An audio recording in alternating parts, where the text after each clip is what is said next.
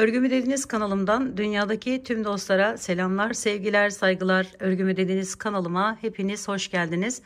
Bu videomda sizlere broşe tekniği kullanarak yapmış olduğum bu güzel desenli, çiçek desenli çalışmanın nasıl yapıldığını anlatmak ve paylaşmak istiyorum. Umarım sever ve beğenirsiniz arkadaşlarım. Beğeni ve yorumlarınızı videomun alt kısmında yapabilir. Ayrıca paylaşımda bulunarak daha çok kişilere ulaşımını sağlayabilirsiniz. Şimdi bu broşe tekniği böyle dokuma tekniğine benzer arkadaşlar. Dokuma tezgahlarını bulamadığımız için bu şekilde tığ ile küçük dokunuşlar yaparak böyle güzel çalışmalar elde edebiliriz. Peki bunları nerede kullanabiliriz diye aklınıza bir soru gelirse çok güzel battaniyeler, yelekler, hırkalar, böyle kırlentler yapabiliriz arkadaşlarım. Kalın bir dokuya sahip. Şöyle göstereyim sizlere yakından. Dokuma 2 kat ip kullanıyoruz arkadaşlarım. Ve hepsini ikili trabzanlar şeklinde genel olarak yapıyoruz. Ve böyle bir güzellik ortaya çıkmış oluyor. Şimdi bu kullanmış olduğum iplerim Alize Artisan'ın şöyle 2 tane ipi arkadaşlar. Biri batik gördüğünüz gibi, diğeri düz bir ip. Bu ipler şöyle göstereyim, ince şal ipinin birazcık kalını gibi duruyor arkadaşlarım. Şimdi sizlere bu ince olduğu için şöyle daha kalın olan bir ihraç fazlası, bir de Nako Vals'in batik bir rengini kullanarak anlatmak istiyorum. Şunu söylemek isterim, hızlı geçişli ipler, yani şu kullanmış olduğum modeldeki ipler, hızlı geçişli ipler kullanırsanız daha böyle farklı bir görüntü elde edersiniz arkadaşlar. Evet, şimdi tamamen böyle anlaşılabilsin diye ben sizlere bu kalın iplerle anlatmak istiyorum. Kullanacağım tığım 3.25 olacak, kalın olduğu için. Diğerinde ise 2.25 milim tığ kullandım arkadaşlarım. Hemen başlayalım yapımına. Şu iki yeri anlatmam sizler için yeterli olacaktır. Zaten şu görüntüyü bakın aynı şekilde devam ettiriyoruz ve bu şekilde bir çalışma elde ediyoruz. Şimdi 45 tane ben zincir çekeceğim. Bir tane yerimde arkadaşlarım devamlılığı olduğu için şöyle bakın, burası boş mesela. Şu kısımları, kenar kısımlarına gerek duymadım yapmaya. Şöyle sayalım, bir tane çiçeğe toplamda 1 2 3 4 5 6 7 8 9 10 11 12 13 14 15 16 17 18 böyle 18 tanesi bir tane denk geliyor.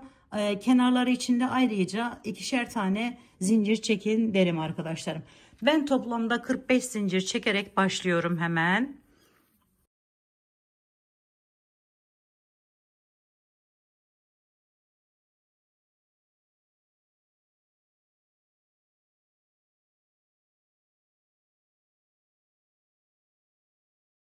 Şimdi bu 45 zincirin içerisinden giriş yaparak her birisinin içerisine bir tane şöyle sık iğne yapıp devam ediyorum.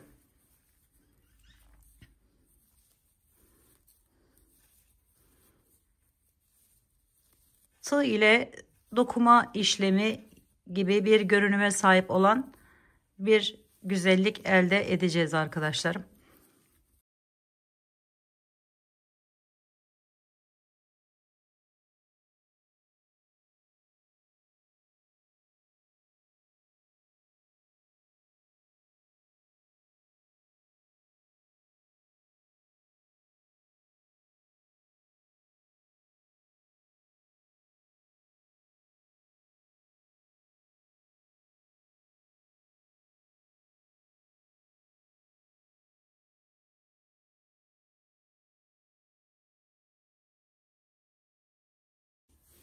Şöyle 3 tane zincir çekip bırakıyorum. Diğer rengime geçiyorum. Onunla da aynı şekilde şöyle kenarından giriş yaptım. Bu arka taraflarından alalım arkadaşlar. İlk sırada şöyle arkasından sık iğnemizin V gibi olan yerin arka kısımlarından giriş yaparak bir sırada bunu devam ettiriyorum.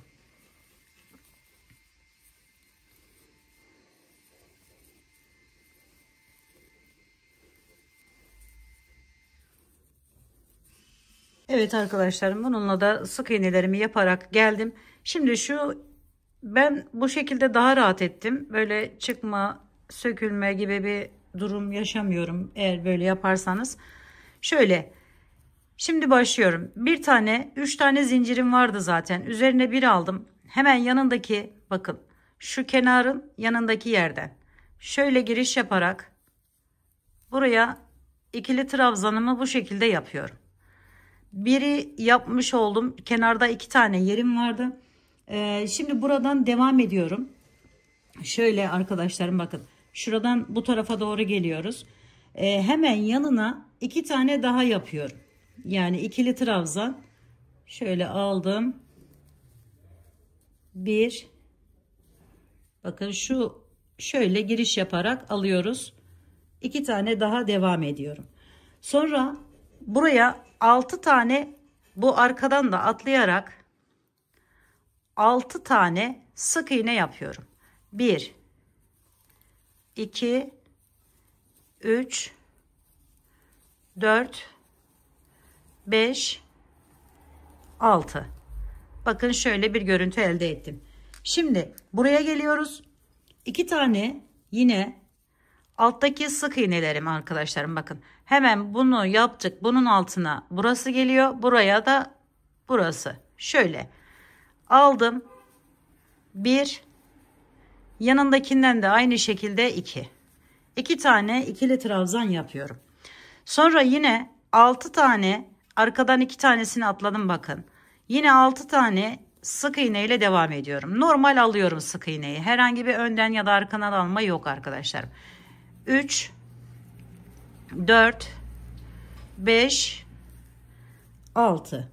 Sonra araya, bakın, diğerine geçene kadar şöyle sayalım. 1 2 3 4 5 6 7 8 9 10. 10 tane ikili trabzan yaparak devam ediyoruz. Şimdi bunu yaptık. Bakın, bunu ilk sırada şu şekilde de yapabilirsiniz. Yeni başlayan arkadaşlarım için özellikle bunu göstermek istiyorum. Şuralarda birer tane yer bırakmıştık zaten. İlk sırada bu şekilde de yapabilirsiniz. 2 3 4 5 6 7 8 9 10. 10 tane, bakın şuradan geldim buraya kadar. Şimdi 6 tane yine sık iğne yapacağım. 1 2 3 4 5 6. 2 tane ikili trabzan yapacağım. Sonra tekrar 6 tane sık iğne yaparak devam edeceğim. 1 2 3 4 5 6. Bakın sonda son yere geldim. Şöyle 2 tane ikili trabzanımı yapıyorum. 1 2. Bir de arkadaşlarım şu kenardan hemen giriş yapalım. Kenardan giden yerimizi bu şekilde tamamlayalım. 1 2 3 zincir çektim. Buradan hemen bunu çıkartıyorum. Bu çok kolayıma geldi benim. O yüzden bunu takarak devam ettim arkadaşlar. Şöyle taktım. Şimdi bu rengimize geldik. Bakın şöyle önde bir yer açmış olduk. Bu rengimiz ile alıyorum. Hemen buradan, bakın, üstünden normal bir şekilde giriş yaparak buraya kenarda bıraktığımız 4 tane yerimize 4 tane sık iğne yapıyoruz. 3 ve 4. Sonra üzerine bir alıyorum ve geliyorum arkadaşlarım, bakın. Şu sık iğnelerimin hemen şöyle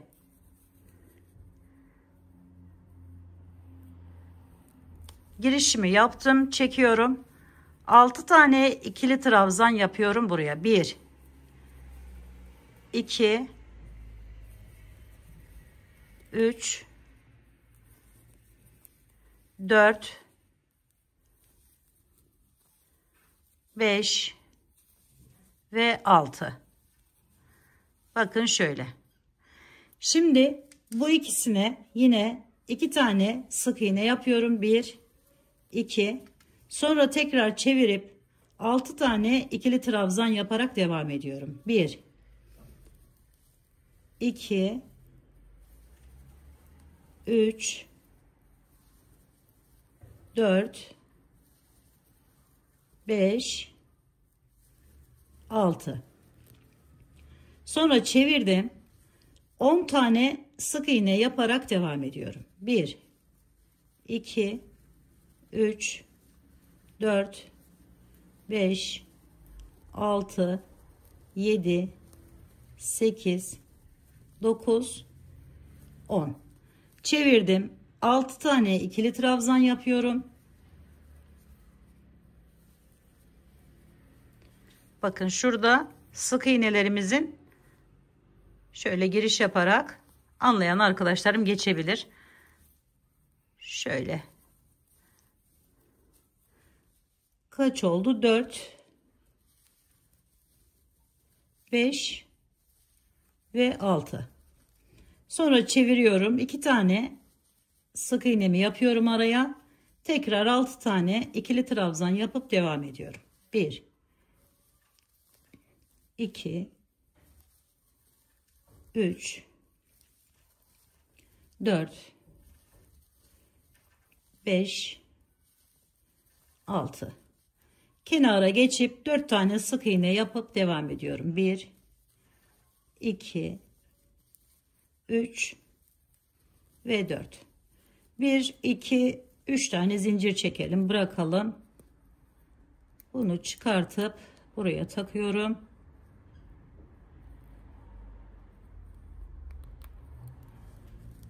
Şimdi bunu aldım. Öne geçtik bakın. Şöyle bir görüntü elde ettik arkadaşlar. Şimdi devam ediyorum. Buradan üzerine bir alıyorum. Şu kenarda sık iğnemi yapıyorum. 2 tane kenarda yer bırakmış oldum. Sonra hemen yanına gelen yerden bakın şöyle giriş yapıyorum. 1, 2. 2 tane sık iğne yaptım. Bunların üzerine şu 6 tanenin üzerine yine sık iğneler yaparak devam ediyorum.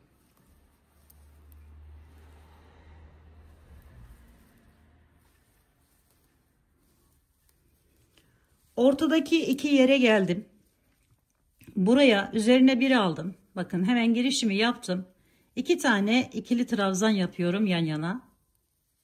Şu şekilde. Sonra yine 6 tane sık iğne yapıyorum. 1, 2, 3,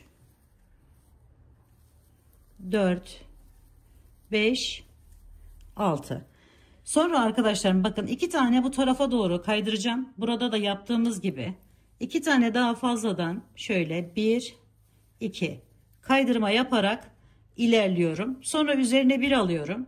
Burada kalan yerlerime şu şekilde alarak bakın şu ikili trabzanımın ortasından giriş yapıyorum. Şöyle alarak ikili trabzanlar yaparak devam ediyorum.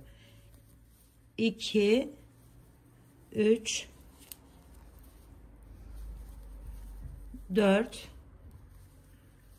5, 6. Evet, 6 tane ikili trabzan yaptım geldim. Şimdi 8 tane sık iğne ile devam ediyorum. 2, 3, 4, 5, 6, 7, 8. 8 tane yaptık. Sonra üzerine bir alıyorum. 2 tane şu ses çıkartıyor. Şöyle 2 tane ikili trabzanımı yapıyorum. Bu boşluğa. Sonra yine 8 tane sık iğne yapıyorum. 2, 3, 4, 5, 6, 7, 8. Sonra buraya geldim. Bakın bu ikisini atladık. Şu kenardaki bir tane buraya, bir de kenarda giden yerime ikili trabzanımı yapıyorum. 1 2 3 tane zincir çektim, bırakıyorum. Hemen diğer rengime geçiyorum.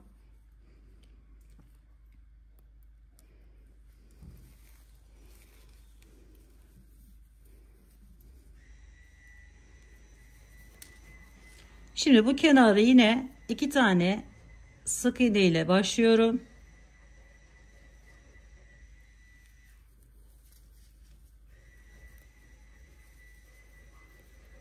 Buradan arkadaşlarım, şurayı yapacağımız için yine 6 tane, ama bu ikili yerden başlayarak bakın şöyle aldım. 1 2, ikisini buraya, dördünü de devam ediyorum. İkili trabzanlarımın içerisinden 2 3, şöyle 4 5 ve 6. Bu çok ses çıkartıyor. Evet, 6 tane bu şekilde yaptıktan sonra bu araya arkadaşlar 4-6 tane sık iğne yapıp devam ediyorum. 1 2 3 4 5 6. Evet, sonra ikisini atladık. Buradan başlıyoruz. Yine 6 tane ikili trabzan yapıp devam ediyoruz. 1 2 3 4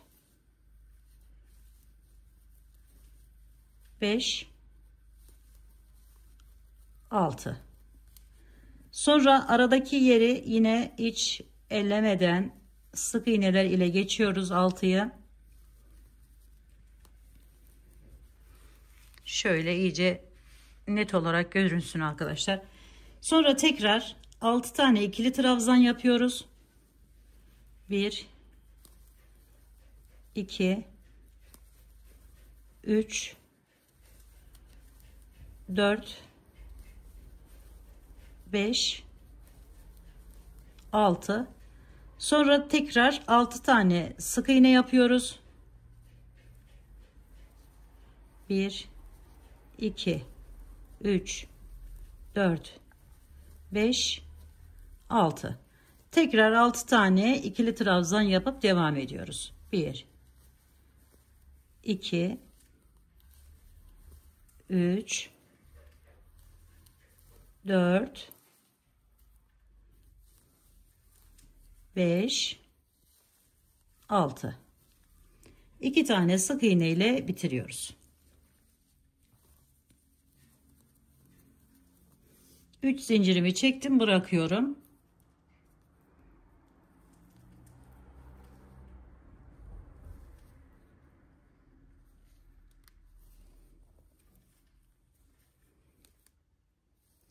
Şimdi bunu aldım. Zaten bu zincirim birinci ikili trabzanım olmuş oluyor.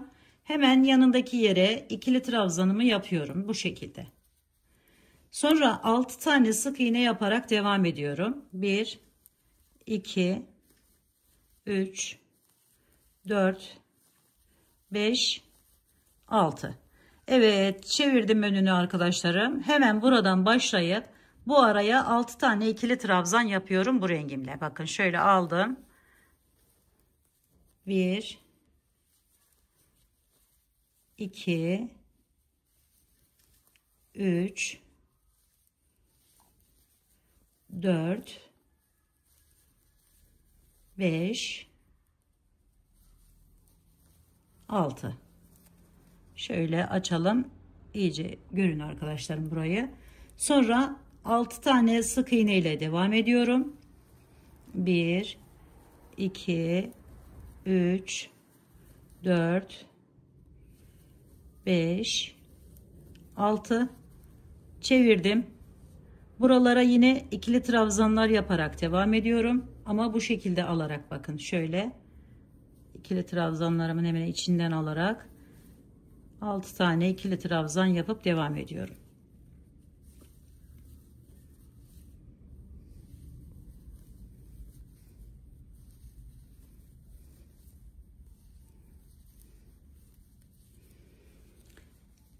ve 6 tane yine sık iğne.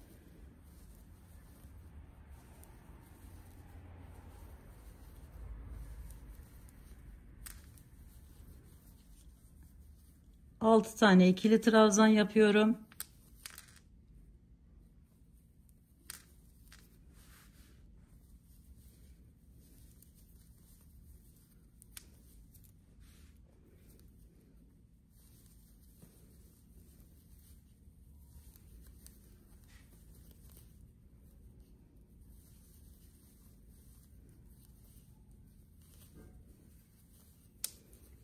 Altı sık iğne yapıyorum.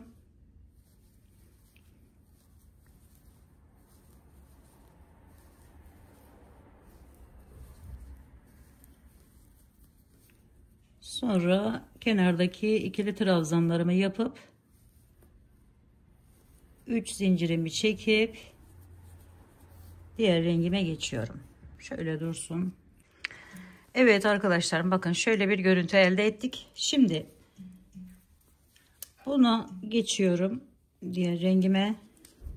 Bir, iki tane buraya sık iğnemi yaptım. Sonra çeviriyorum. Hemen buradan alarak bu ikisinin üzerine 2 tane ikili trabzan yapıyorum. Bir de yanına 2. Aradaki yerleri, bakın buraları sık iğne ile geçiyoruz. Şöyle 1, 2, 3, 4. Bunu ben çıkartacağım arkadaşlar. Çok ses yapıyor.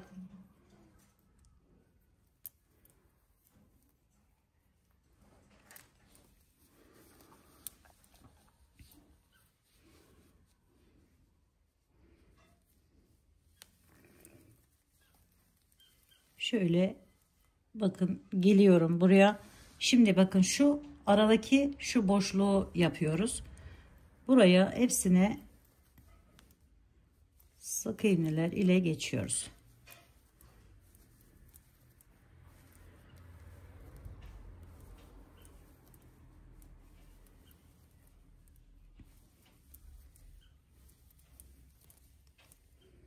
Son 2 kaldı. Bakın şöyle göstereyim.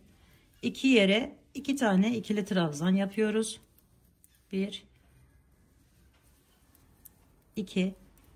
Sonra tekrar 2 yaptıktan sonra aradaki boşluğa buraya gelene kadar sık iğne ile devam ediyoruz.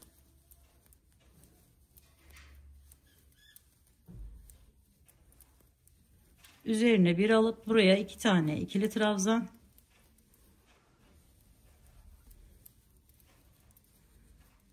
Sonra aradaki boşluğu yine sık iğneler ile geçiyoruz.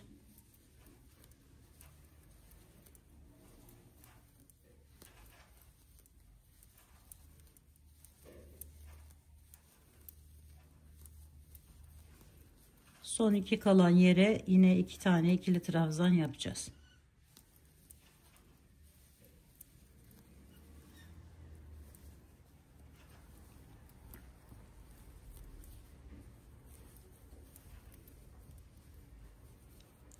İki sık iğne ile de bitiriyorum arkadaşlar.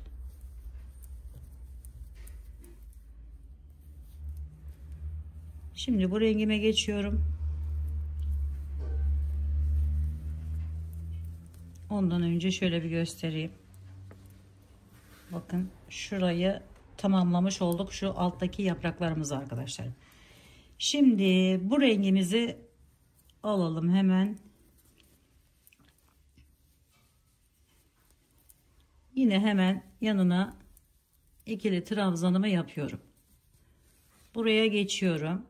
Şöyle 1, 2 tane sık iğnemi buraya yaptıktan sonra bu aradaki boşluğa arkadaşlar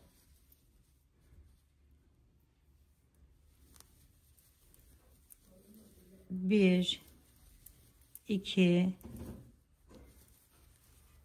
3, 4, 5, 6 tane ikili trabzandan sonra bakın hemen şu ikili trabzanımın üzerine bir de yanındakine 2. Şuraya başlıyoruz arkadaşlar. Şuraya başladık. Şimdi tekrar alıp üzerine 6 tane ikili trabzan yapıp devam ediyorum. 1 2 3 4 5 ve 6 tane ikili trabzanımı yaptım.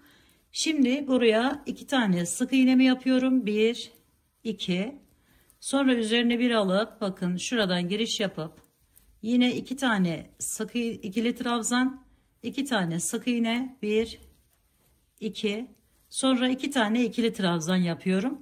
Yeni şu çiçeğe başlıyoruz. 1 yaptık, bir tane daha, 2. Yine 2 tane sık iğnemi yapıyorum. 1 2, sonra üzerine bir alıp 6 tane ikili trabzan yapıyorum. 1 2 3 4, bunu içerisinden alacağız. Şöyle 5 6, 2 tane kaldı bakın. Hemen onlara 2 tane sık iğnemi yapıyorum. Sonra tekrar 6 tane ikili trabzan yaparak devam ediyorum. 1 2 3 4 5, şurayı şöyle 2 yaptık. Buraya geçiyorduk arkadaşlar. 1 2 3 ve 4. 2 de yapmıştık zaten. 6'ya tamamladık. Şimdi 2 tane sık iğne, 2 tane ikili trabzan,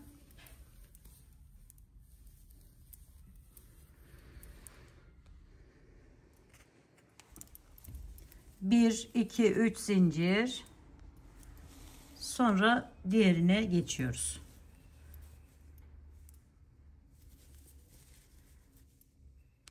Şimdi sık iğne yapıp devam ediyorum.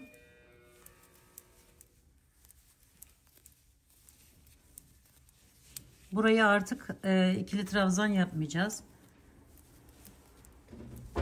Evet, sık iğneler ile boşluğa kadar geliyoruz. Boşluğa 2 tane ikili trabzan yapıyoruz arkadaşlar. 1, şöyle 2. Sonra yine sık iğnelerle devam edip bu boşluğa kadar gelip oraya da 2 tane ikili trabzan yapıp devam edeceğiz.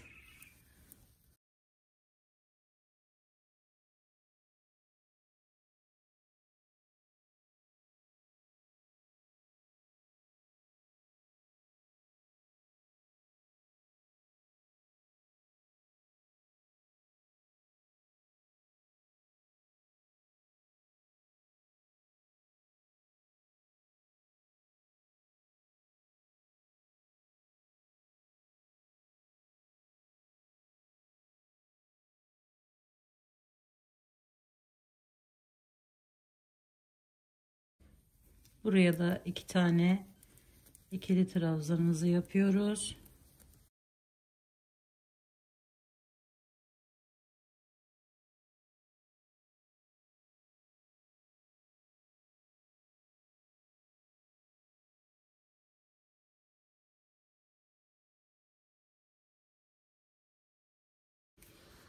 Evet, bakın boşlukları doldurarak şöyle bir görüntü elde ettik arkadaşlarım.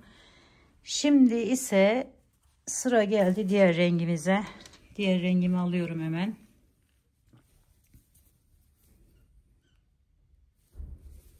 Yine kenardan 2 tane, yani biri zincir zaten, diğerini de ikili trabzan yapıp devam ediyorum.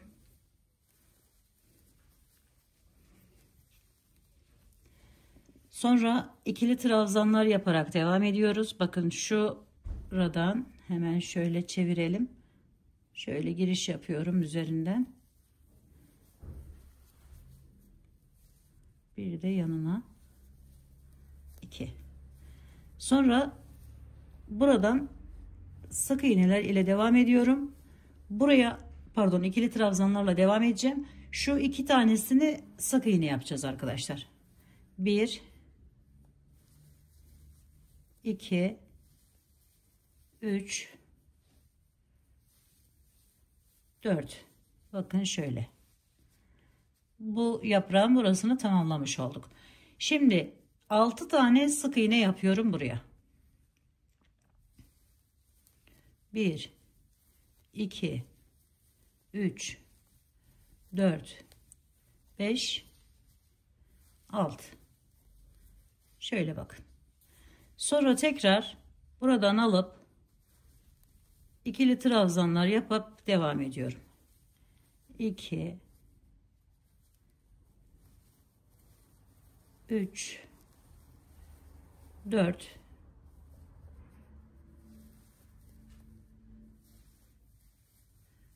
5 6 7 8. Bu yaprağımızın bakın ilk yeri bu şekilde devam edecek. Ondan dolayı buranın üzerine hemen 2 tane sık iğnemi yapıyorum.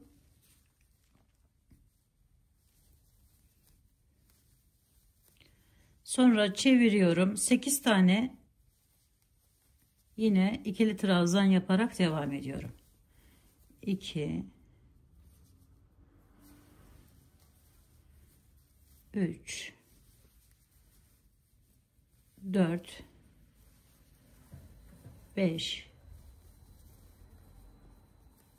6 7 ve 8. Sonra çevirdim. Buraya 6 tane sık iğne yapıyorum.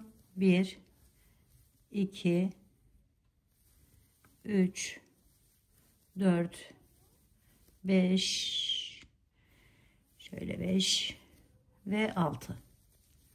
Sonra çevirip yine ikili trabzanlar yapıp bitiriyorum.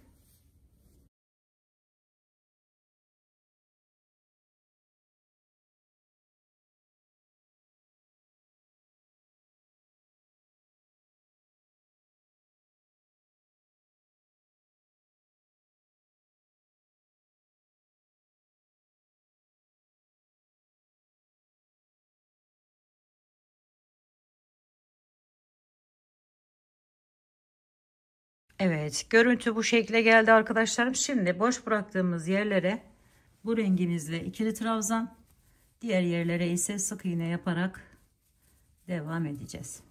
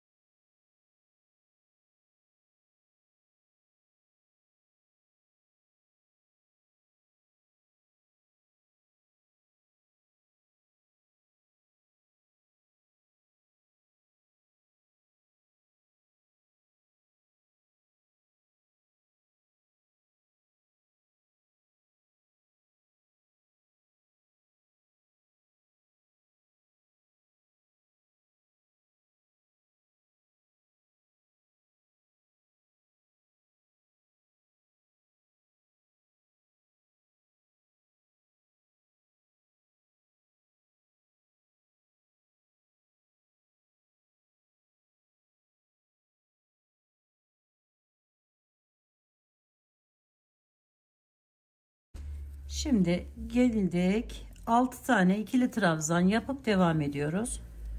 1 2 3 4 5 6. Sonra yine sık iğnelerle devam ediyorum bu ortadaki yere kadar.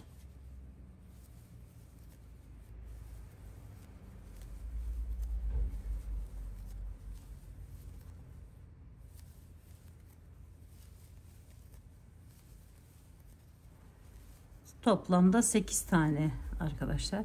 Şöyle 1 2 tane ikili trabzan yaptım. Sonra devam ediyorum. Yine 8 tane sık iğne yaparak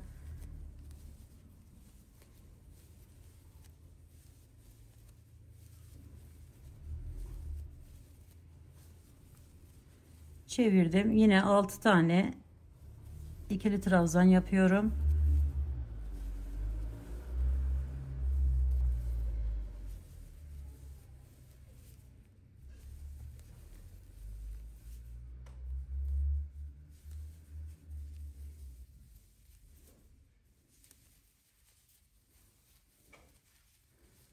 Çevirdim. Sık iğneler ile bitiriyorum.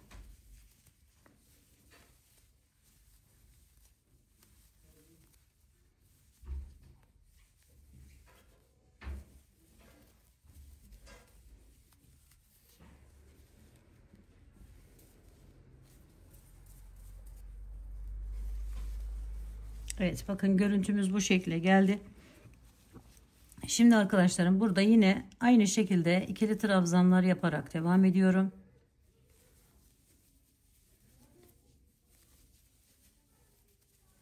Buraya 2 kalacak. İkisi ne sık iğne yapacağız arkadaşlar. Şöyle.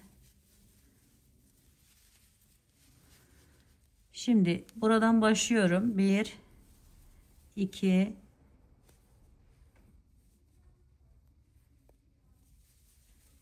3 4 tane buraya sık iğneden sonra üzerine alıyorum. Bakın şu ortadaki yerim, şu boşluğu tamamlamak amaçlı şöyle aldım. 2 tane buraya, 1 2 ikili trabzan yapıyorum tam ortaya, çiçeğimin tam ortasına. Sonra yine 4 tane, 1 2 3 4 tane sık iğnemi yaptım.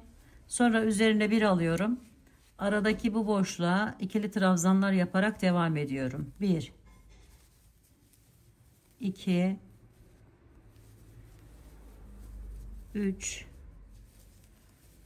4 tane ikili trabzandan sonra 6 tane sık iğne yapıyorum. 2 3 4 5 6. Sonra arkadaşlar buradan devam ediyoruz.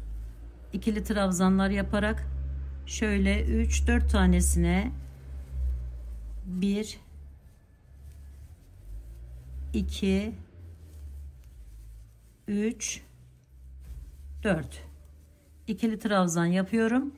Sonra buradan 1 2 3 4 tane sık iğne yaptım. Tam ortaya 2 tane ikili trabzan yapıyorum. Şöyle birazcık sıkarak, hani diğerlerine uysun diye. Sonra 4 tane sık iğne tekrar yapıyorum. 1 2 3 4. Sonra ikili trabzanlar yaparak alttan bakın ikisini atladık. Buradan devam ediyoruz. İkili trabzanlar ile bitiriyoruz.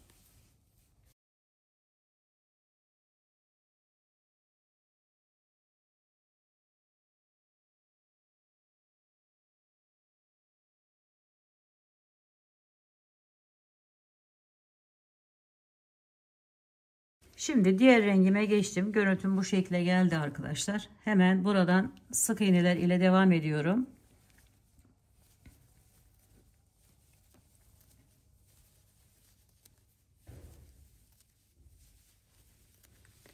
Buradan başlıyorum. 4 tane ikili trabzan yapıyorum. 1 2 3 4. Sonra 2 tane sık iğne yapıyorum. 1 2. Sonra tekrar 4 tane ikili trabzan yapıyorum. 4 tane sık iğne yapıyorum. 1 2 3 4.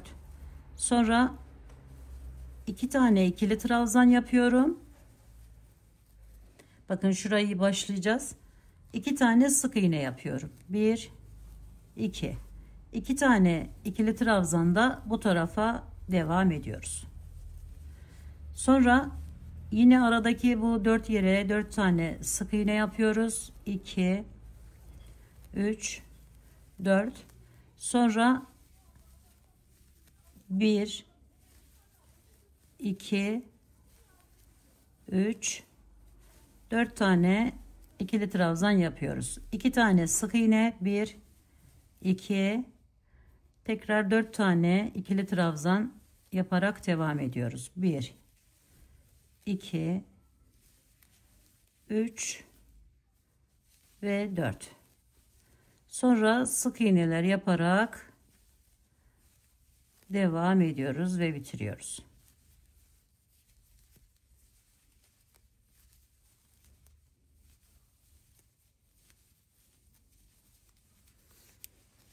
Evet, görüntümüz bu şekilde geliyor arkadaşlarım. Şimdi diğer rengime geçiyorum.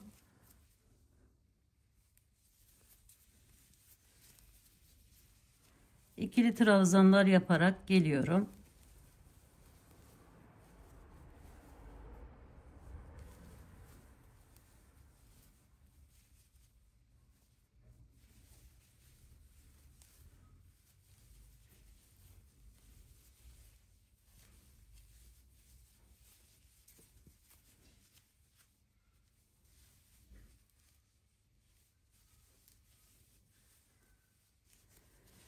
Evet, sonra çevirdim. Sık iğneler yaparak geçiyorum bu arayı.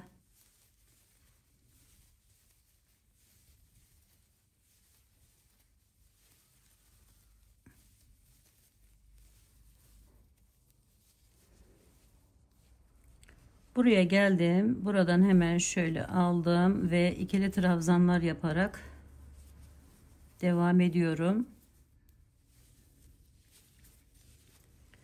Yaprağımızdan 2 tane daha bu tarafa geçeceğiz. Ondan dolayı arkadaşlar şöyle 2 tane, bakın şu ikili trabzanı yaptıktan sonra şu yeni başladığımız yaprağımız, şöyle çevirdim. Hemen buraya 1, 2, 3, 4 tane sık iğnemi yapıyorum. Bakın şu açılacak olan yerimiz şurası. Bu sırada 4 tane var arkadaşlar, yan yana yapacağız diğer rengimizle. Şöyle hemen sonra alıyorum ve tam ortadan giriş yaparak 2 tane ikili trabzan yapıyorum buraya. 1, 2. Bu da şurası olmuş oluyor, şu siyah yer.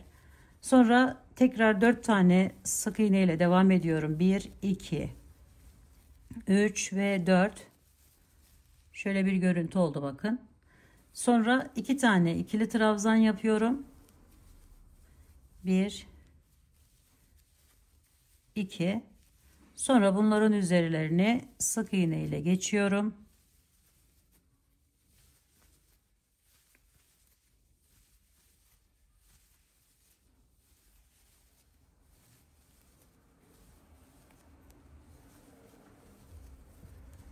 Evet, şöyle toplamda 10 tane buraya sık iğne yapmış olduk arkadaşlar. Sonra çeviriyorum. İkili trabzanlar ile bitiriyorum.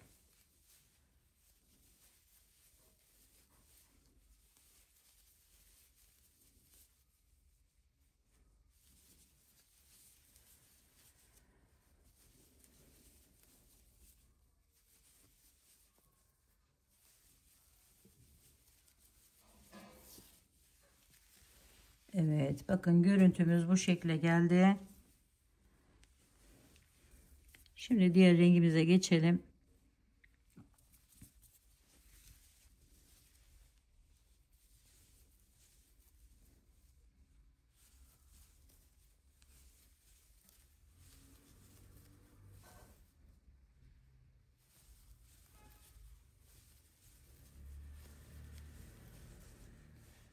Buradan arkadaşlarım şu ikisine de bakın şöyle sık iğne yapıyorum. 1, 2.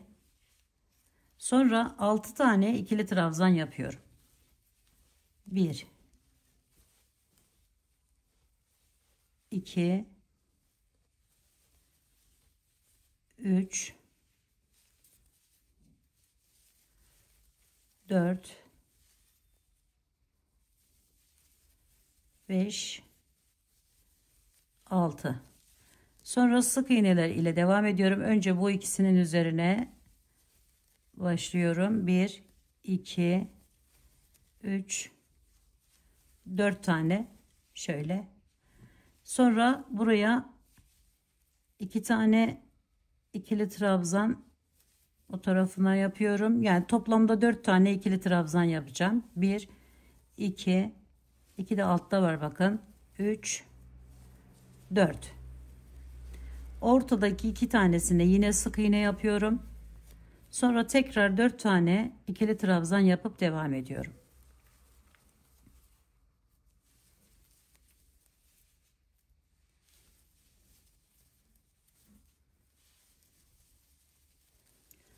Sonra sık iğne yaparak devam ediyorum. 2, 3, 4. Sonra üzerine bir aldım. 6 tane ikili trabzan yapıyorum. 1, 2, 3, 4, 5, 6 sık iğne ile bitiriyorum.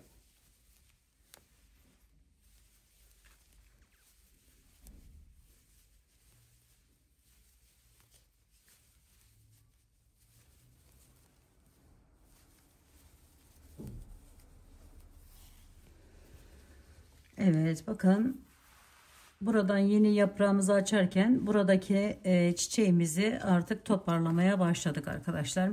Şimdi diğer rengimize geçelim hemen.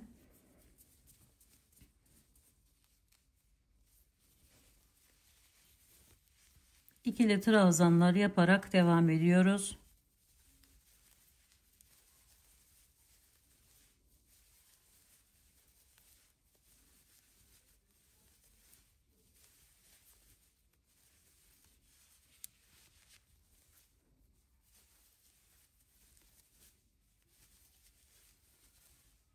Sonra sık iğnelerimizi yapıyoruz.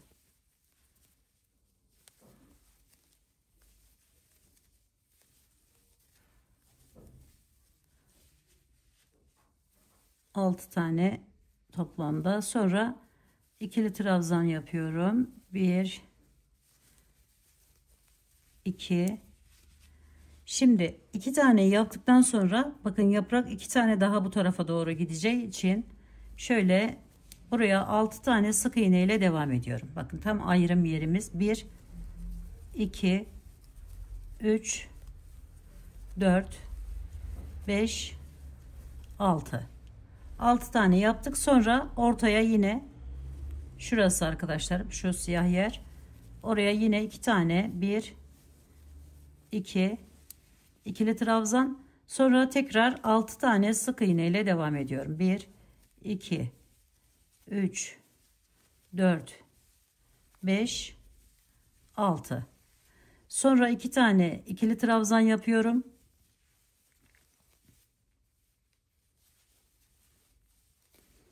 Sonra 6 tane sık iğne ile devam ediyorum. 1, 2, 3, 4, 5, 6. Sonra ikili trabzanlar yaparak bitiriyoruz.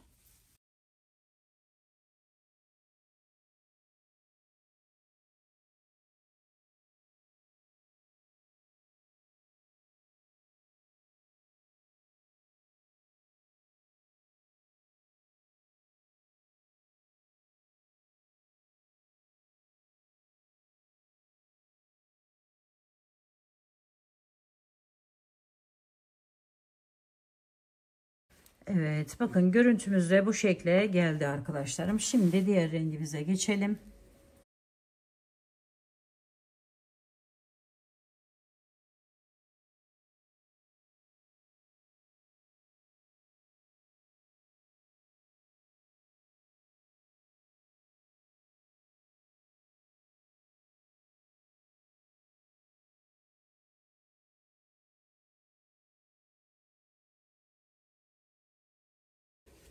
Şimdi bu 6 olan yerden 2 tane ilerliyorum. 1, 2.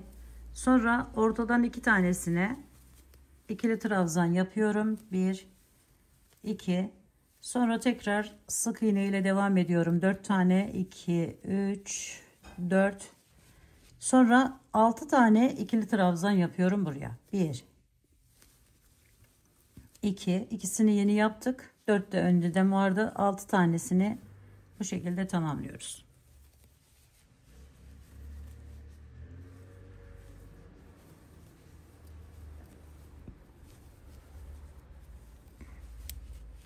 İki tane sık iğnemizi yapıyoruz.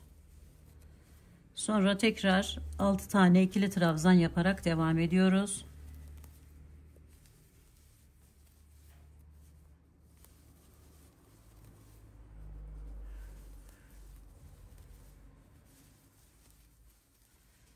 Sonra 1 2 3 4 tane sık iğne yaptım. 2 tane ikili trabzan yapıyorum.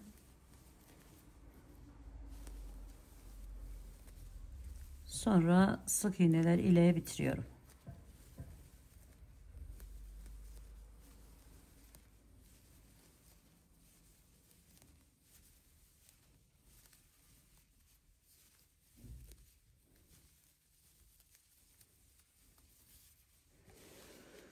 Bakın şöyle bir görüntü elde ediyoruz arkadaşlar. Şimdi bu rengimizle devam edelim. Kenarlara tekrardan buralara boş bıraktım arkadaşlarım. Böyle daha güzel duruyor diye. Şimdi ikili trabzanlar yaparak devam ediyoruz.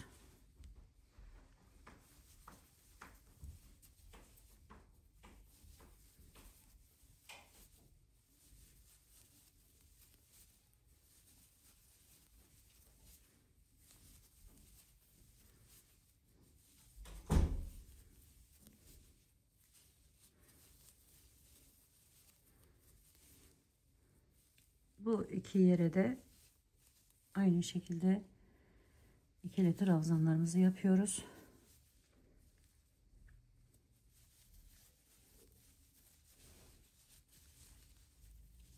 Hemen sıra gelen yere 2 tane sık iğne yapıyoruz.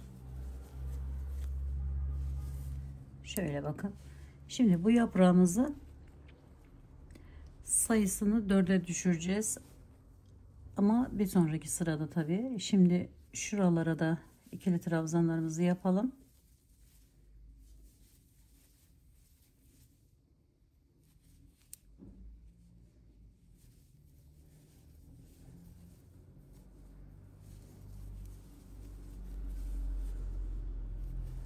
Bu sırada kaydırma yapmıyoruz arkadaşlar. Direkt bu şekilde devam ediyoruz.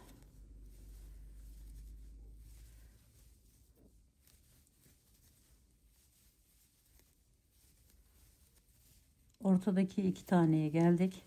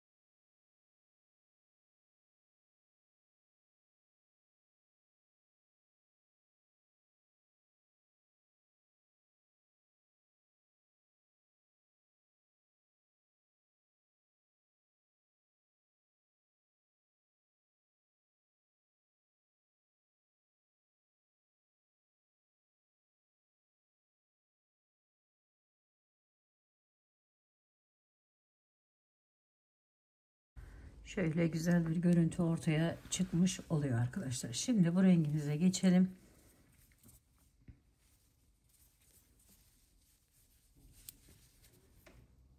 sık iğneler yaparak devam edeceğiz.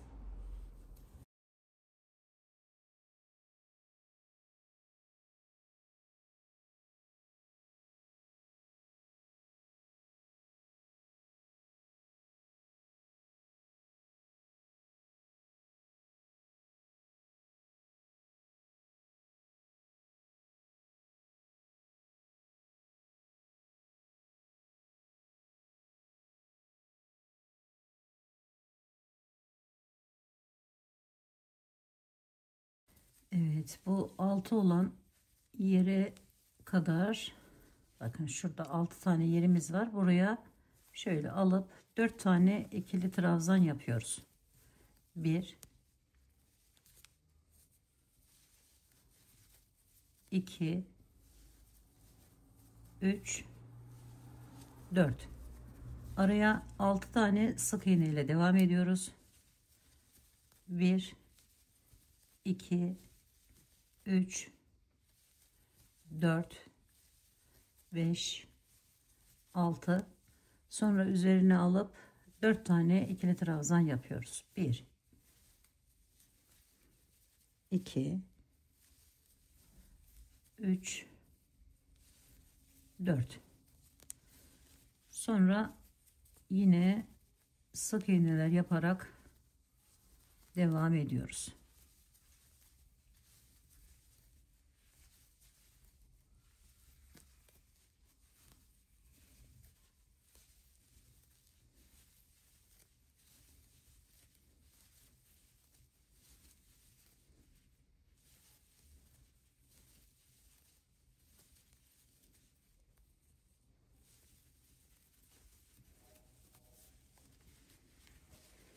Evet, bakın görüntümüz bu şekle geliyor arkadaşlar.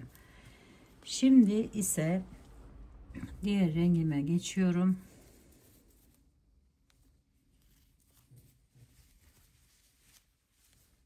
İkili trabzanlar yaparak devam ediyorum.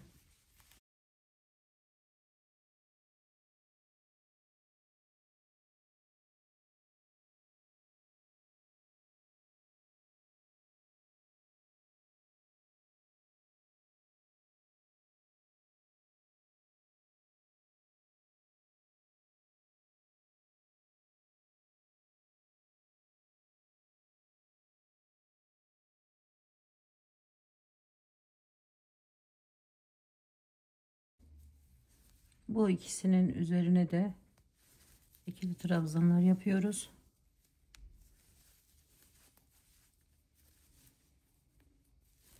Sonra devam ediyorum.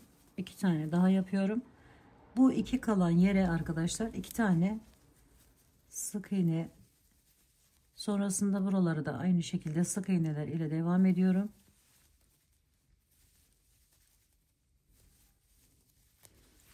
Aradaki bu yere ise şöyle alıyorum. 1 2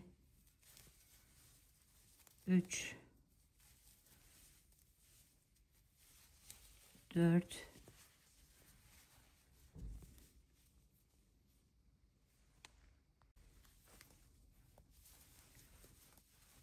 5 6.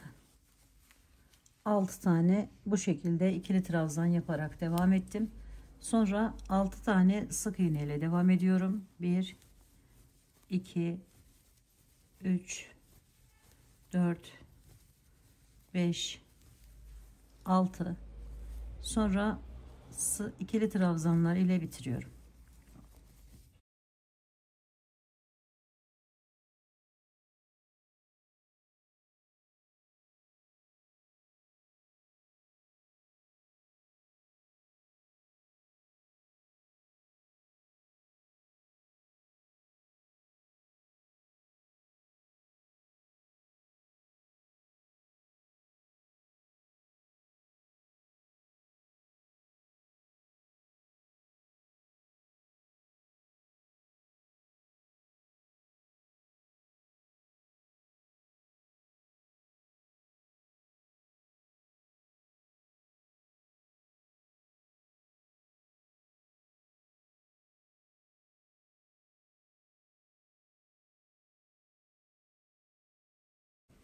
Bakın şöyle bir görüntü elde ediyoruz. Şimdi arkadaşlar bu ipimize geçelim. Sık iğneler ile devam ediyoruz.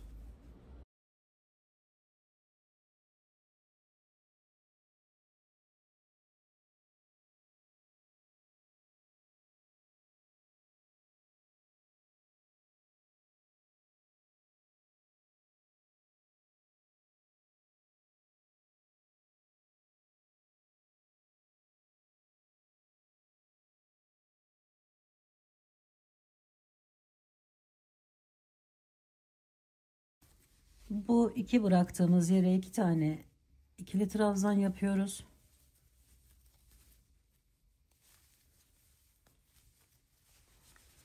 Sonra yine sık iğneler ile devam ediyoruz.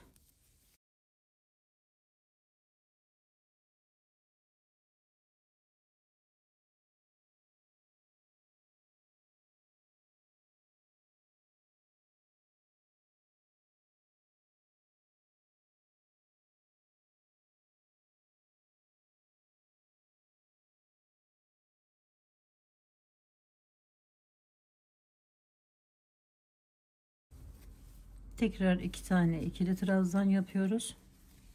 Bu tarafına da tıpkı burada yaptığımız gibi yapıyoruz arkadaşlar. Devam ediyoruz. Sonra sık iğneler ile bitiriyoruz bu sırayı.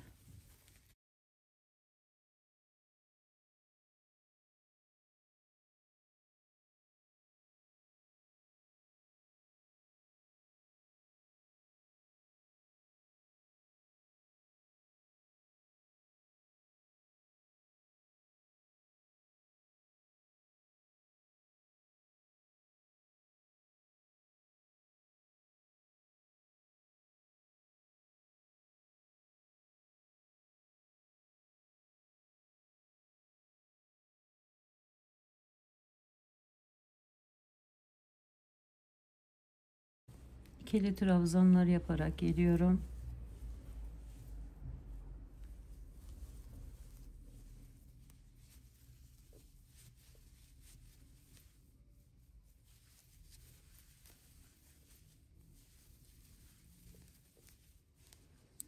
Yeni yere başlayacağız arkadaşlar. Şu kenarda görmüş olduğunuz yerlere şu iki tanesini üzerine, yani tam bu çiçeğimizin, şu çiçeğimizin üstüne gelen iki yere kadar ikili trabzanlar yapıp devam ediyorum.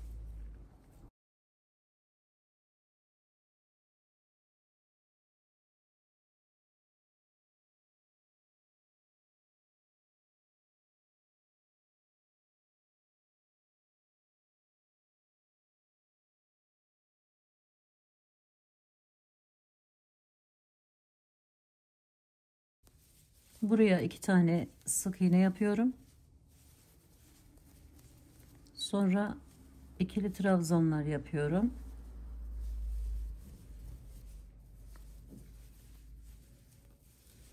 Sonra iki tane sık iğne yapıp burada bırakmış olduğumuz 4 yere 4 tane ikili trabzan yapıyoruz. Şöyle aldım.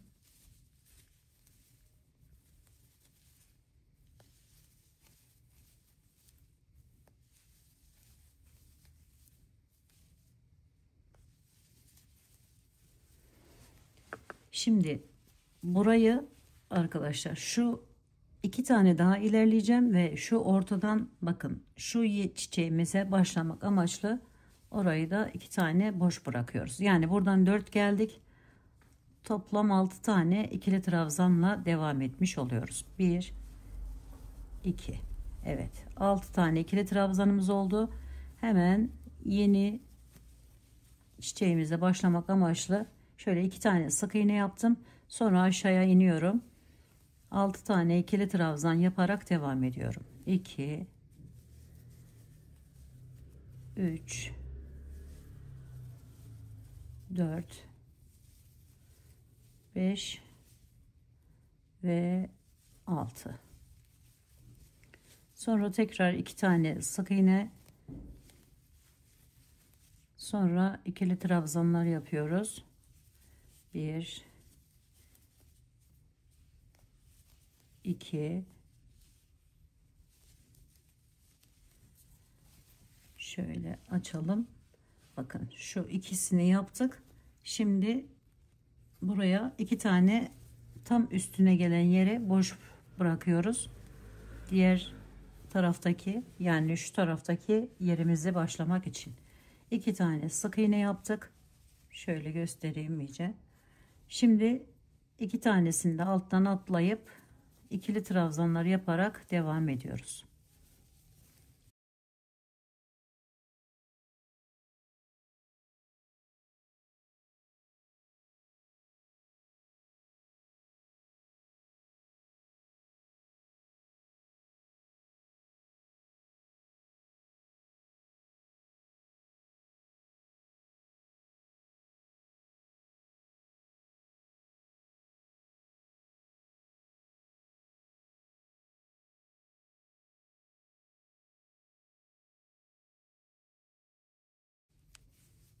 Sık iğneler ile gelip o 2 bıraktığımız yerlere arkadaşlar sadece ikili trabzanlar yapıyoruz.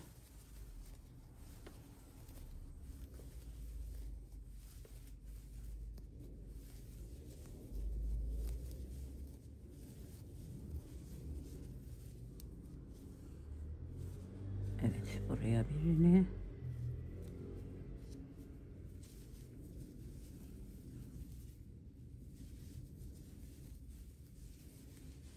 şimdi burayı yaptık. Buradan devam ediyorum sık iğne ile.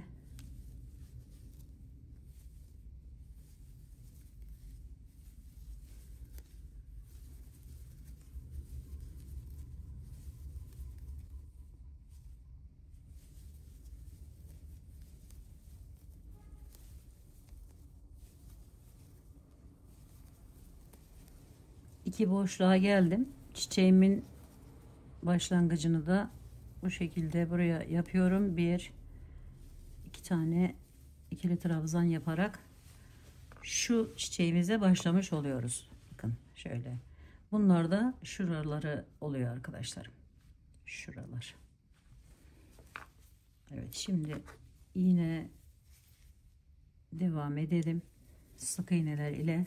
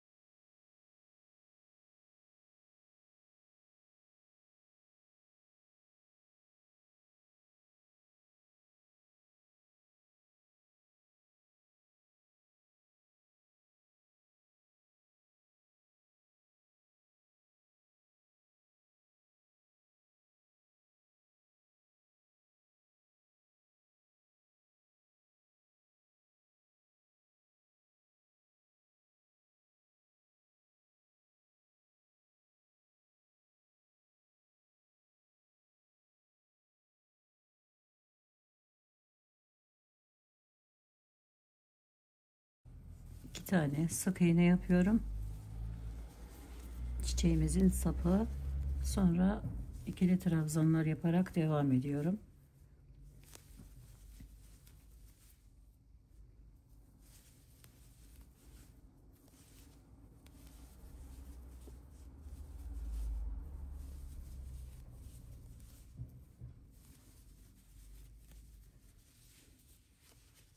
Buraya 2 kalan yere kadar devam edeceğim arkadaşlar, ikili trabzanlara.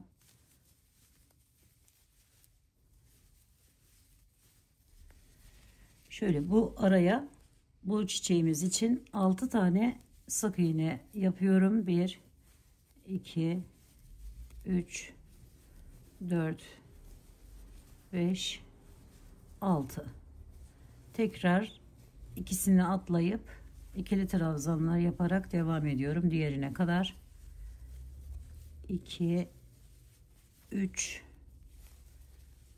4, 5, 6, 7, 8. 2 tane sık iğnemizi yapıyoruz. Sonra ikili trabzanlar ile bitiriyoruz.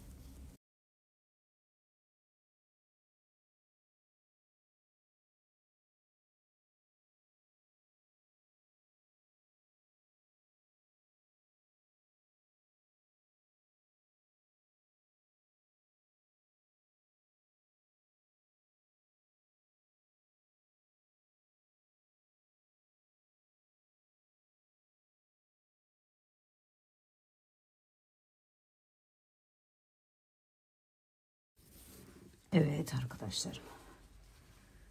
Buraya aynısını tekrar ediyoruz ve model bu şekilde akarak devam ediyor. Evet arkadaşlarım, umarım anlaşılmıştır, sevmiş ve beğenmişsinizdir. Bakın gerçekten çok kalın bir dokuya sahip oluyor, bilginiz olsun. Özellikle böyle kışlık hırkalar yaparken kullanabileceğiniz bir çalışma, bir teknik arkadaşlarım. Dediğim gibi dokuma gibi yapıyoruz ve böyle güzel desenler yapabiliyoruz. Bu buradan devam edecek. Şöyle göstereyim, bakın şöyle. Bu buradan devam edecek. Tıpkı burada yaptığımız gibi olacak yaprağımız. Burada sonra çiçeği de aynı burada yaptığımız gibi devam ettireceğiz arkadaşlarım ve böyle bir güzellik elde etmiş olacağız. Evet, umarım sevmiş ve beğenmişsinizdir. Yapacak olan arkadaşlarıma şimdiden kolaylıklar diliyorum. Örgümü Dediniz kanalıma abone olmayı, beğenmeyi, yorum yapmayı, paylaşımda bulunmayı unutmazsanız çok mutlu olurum. Bir dahaki en farklı, en değişik örgü model, teknik ve tasarımlarında görüşmek üzere. Hoşça kalın, sağlıkla kalın, Allah'a emanet olun arkadaşlar.